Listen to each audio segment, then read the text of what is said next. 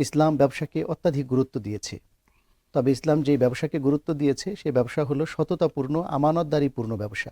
রাসূলুল্লাহ সাল্লাল্লাহু আলাইহি ওয়াসাল্লাম বলেছেন, আত-তাজিরুস সাদুকুল আমিন মা'আন নাবিয়্যিনা ওয়াস সিদ্দিকিনা ওয়াশ শুহাদা।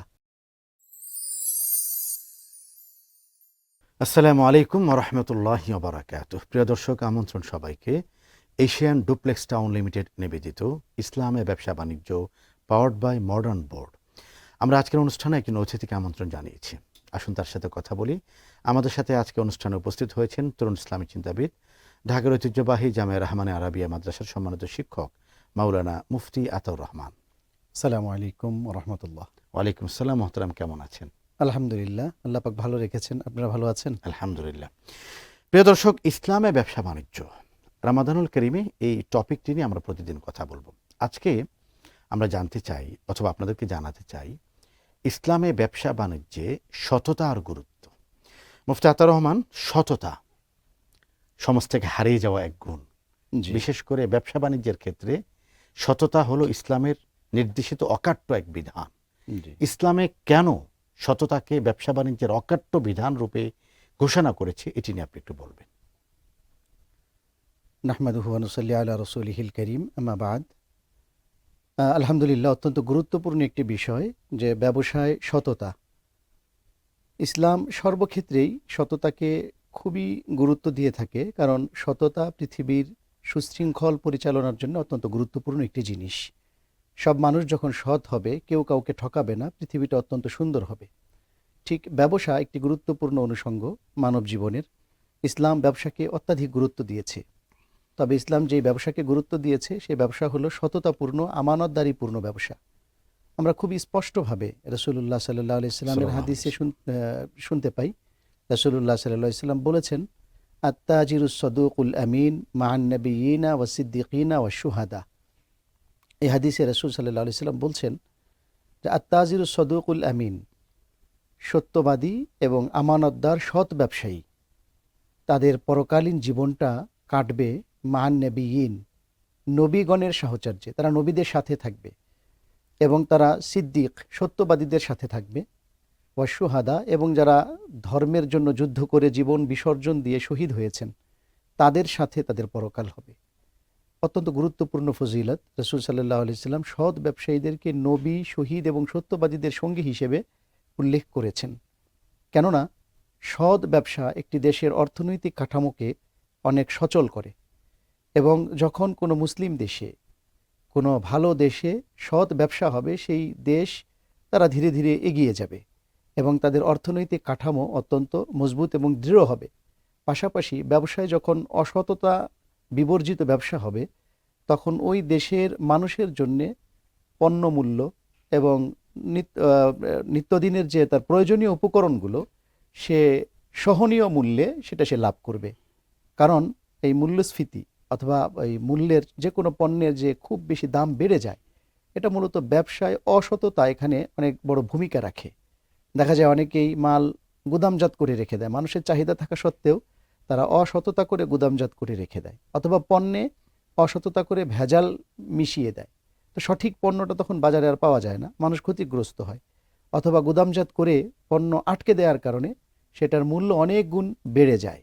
আমাদের দেশে আমরা সচরাচর অনেক সময় দেখি যে আমাদের পোর্টে মাল চলে এসেছে, কিন্তু সেটা জাহাজ থেকে নামতে দেওয়া হচ্ছে না। যে দাম বেড়ে যখন অনেক বেড়ে যাবে, তারা এই অসৎ উপায় অবলম্বন করে এই মূল্য বৃদ্ধি ঘটাচ্ছে। মানে পুরো জিনিসটাকেই একটা কৃত্রিম সিন্ডিকেটের মাধ্যমে জিনিসটাকে আটকে দেওয়া হচ্ছে, কৃত্রিম সংকট তৈরি করে বাস্তবতার ভিন্নতাকে সামনে উপস্থাপন করা হচ্ছে শুধুমাত্র মুনাফার জন্য। আমি আসবো আপনার কাছে ছোট্ট একটি বিরতি পেরিয়ে। প্রিয় দর্শক, দেখছেন আপনাদের প্রিয় অনুষ্ঠান এশিয়ান ডুপ্লেক্স টাউন লিমিটেড নিবেদিত ইসলামে ব্যবসা বাণিজ্য পাওয়ার্ড বাই মডার্ন বোর্ড। অনুষ্ঠান এ পর্যায়ে নিচ্ছে ছোট্ট একটি বিরতি, একটু পরে ফিরছি, সাথেই থাকুন।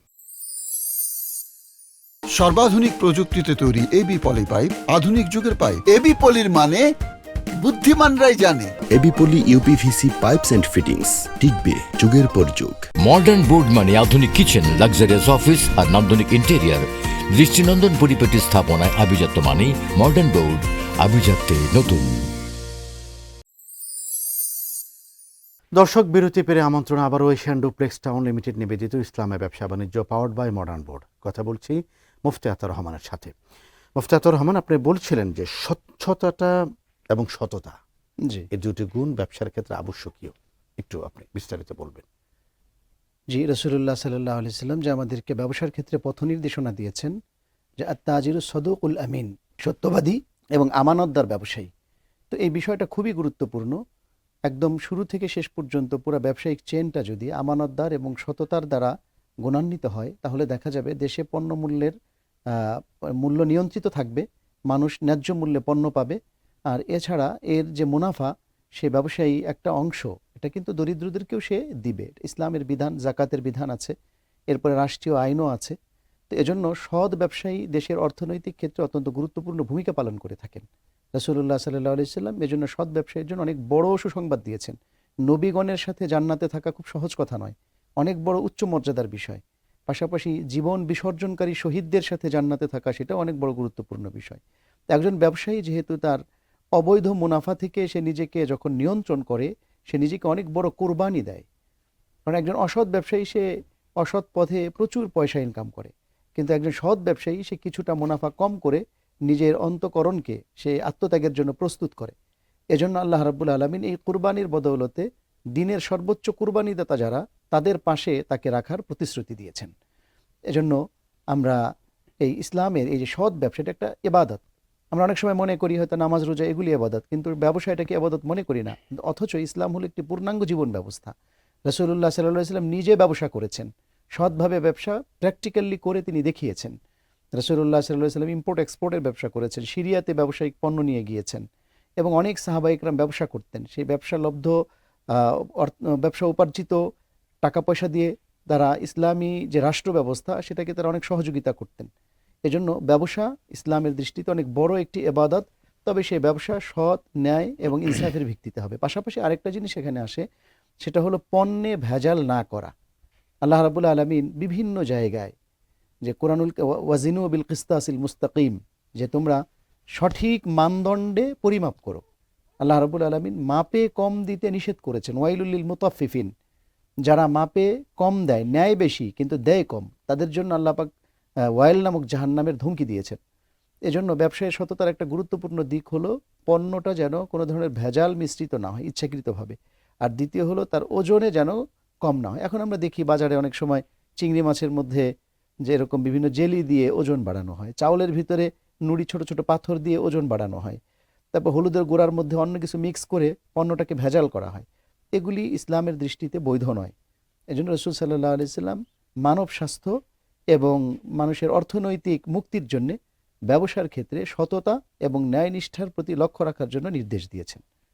এবং যারা এটার দিকে লক্ষ্য রাখবে, তাদের জন্য আল্লাহ রাসূল সাল্লাল্লাহু আলাইহি সাল্লাম এই হাদিসের মধ্যে তো সুসংবাদ বললেনই, তাছাড়া আল্লাহ রাব্বুল আলামিন কোরআনুল কারীমের বিভিন্ন জায়গায় আমাদেরকে নির্দেশ দিয়েছেন ওয়াকুনু মা সাদিকিন, যে তোমরা সত্যবাদী এবং যারা ন্যায় ইনসাফের উপরে চলে তাদের সাহচর্য গ্রহণ করো, তাদের পথ এবং পদ্ধতি অবলম্বন করো।